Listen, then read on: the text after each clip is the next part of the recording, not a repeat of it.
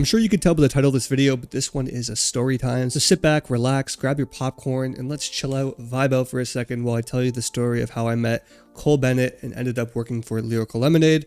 Not once, not twice, but 3 times and possibly a 4th time, and I'm going to continue working for them in the future. So anyways, let me take you guys all the way back to when I first started and created Tiny Tapes, the brand that I have now. You guys can clearly tell that Tiny Tapes is inspired by Lyrical Lemonade. The name itself is rhyming and it just works. It's like the same thing. I started Tiny Tapes back in 11th grade, and I was really inspired by Lyrical Lemonade to create the same sort of brand because I thought that was the only way I could become a music video director, is if I attached a brand to myself. So obviously super inspired by Lyrical Lemonade at the beginning and continued to be inspired by them throughout my entire music video directing saga, or whatever you want to call it. But if we take it back to 2022, I believe, or 2023, I shot this music video here for Candy Paint, which I talked about in my previous $10,000 music video. Anyways, I shot this music video for Candy Paint. He posted on Instagram, and Cole Bennett actually ended up commenting on the music video, which was crazy. It blew my mind, and that was like the first sort of like interaction, him noticing me type of thing. And for the longest time, my wallpaper here was the screenshot of what he commented. He commented, "This video is super tough," and I was hyped. But this came out, and then it was a couple of years until I kind of had an engagement with him again, or like a conversation. I remember waking up one morning and then finding out he was going to be in my city, Toronto, doing like this talk, like this press talk, kind of like a live podcast sort of thing. And I went to go buy a ticket, and the tickets were all sold out. And I was like, damn, Cole Bennett's coming to Toronto, and I missed it. I messed up. I actually ended up taking a chance, and I DM'd the people who were hosting it, which is House, who's a Toronto group. And they DM'd me back within 5 minutes and got me a free ticket, which was awesome. Like, that just goes to show rule 1, shoot your shot even if it feels unrealistic. And you guys are going to notice that's kind of a trend throughout this entire video and throughout all these series. It's just me constantly shooting my shot. And they end up working out, and I can make videos like this and explain these stories. So anyways, I pulled up, he pulled up to the talked for like an hour and a half, and it was awesome. He was asked questions to the audience after. I raised my hand and asked him a question, and from what I remember, my question was, I'm already a solidified music video director. I've done budgets ranging from $5,000 to $10,000 videos. I've worked with Cash Domi, Lil Mosey, Bad Baby, and I was wondering, like, how can I get those bigger budgets and work with labels more?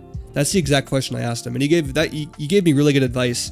He said, write treatments and send them to people even though you're not even being asked. If you like an artist and you like their song, write a treatment for it, send it to them, and see if they want to make the video for it, which is actually great advice. I recommend you guys take that advice and use that as well. After the talk was done and all the questions were done, he just stood on the stage and everybody just walked up to him, and he met everybody one by one and had a one-on-one engagement with everybody. And that's when I walked up to him, I introduced myself, I showed him my Instagram, and he told me he's seen my page before, which was really cool, really awesome that he remembered the Candy Paint video, and then he's seen my other videos and my ads as well. And I just said to him, like, oh, I'd love to shoot behind the scenes for you. Like, that would be amazing. And he said, yeah, let me connect you with my manager, which he connected me with. And from there on out, we were locked in. I was locked in with his manager. His name is Joe. He's a G. Joe, if you're watching this, which you're probably not, you're the GOAT. Anyways, flash forward to a few weeks later, I was in LA and I texted Joe and I was like, hey, I'm in LA. If you guys are shooting any Lyrical Lemonade videos, I'd love to come up and help. 20 minutes later, I get a text back. Yo, we're shooting this Trippie Redd Roddy Ricch video. Pull up. I drive right over. I pull up to set. And it was actually the second pickup day. I don't know if you guys have seen the video. So it was this music video right here for Closed Doors. And the way it worked is they filmed all the Trippie Redd and Roddy Ricch scenes, like the scenes of them the first day on green screen. And then they filmed the second day, all just like the static shots of like the counter, the toothpaste, the girls in the pool, and they just like merged them in together. So I was there for the second day. I got to meet everybody, saw Cole on set. It was crazy. It was super cool. A great experience. Was there for like 6 hours. I shot behind the scenes with Sam on this video as well, which was really cool. And it was just a great day. I was super stoked. Getting to see Cole work on set was insane, especially since he's retired now. And I feel like the chances of seeing that going into the future are very, very, very low. So I'm just happy I got to experience that when I did. But anyways, I was talking to Joe, talking to everybody there, and I was just saying like, oh, I'd love to do Summer Smash that's coming up. And they're like, let me get you on the media team and you could fly out and do Summer Smash, which was incredible. I ended up doing that as well. I went to Chicago a couple months later and was on the media team for Summer Smash. Met Cole a bunch more times there, met Joe, met a bunch of other super cool people there. Met Diamond Visuals there, who's actually the second director on Lyrical Lemonade now, who's been signed, and a ton of other cool people that I've made relationships with. And then from there, I've edited a couple behind the scenes for Lyrical Lemonade as well. I did the YG Marley behind the scenes, and I actually flew out to Winnipeg, Canada, and filmed and edited the Ian behind the scenes for their newest video. And I've been hit up to do a couple more, but I've been really busy. But I'm pretty much the behind the scenes guy for Lyrical Lemonade going into the future. That's what the manager said. He wants to have me as the main guy for that, which is really cool. So technically I work for Lyrical Lemonade, but I really don't. But I don't know, it's a really cool opportunity, and it's just so cool to see from where I started and how I idolized this great brand and how cool it is. And it's still so cool to this day. But now I feel like I've worked with them and I've met all of them, and it's just been such a surreal experience. If we take it back here, this is the photo I took with Cole when I first met him. And then this was on set for the Trippy Red music video.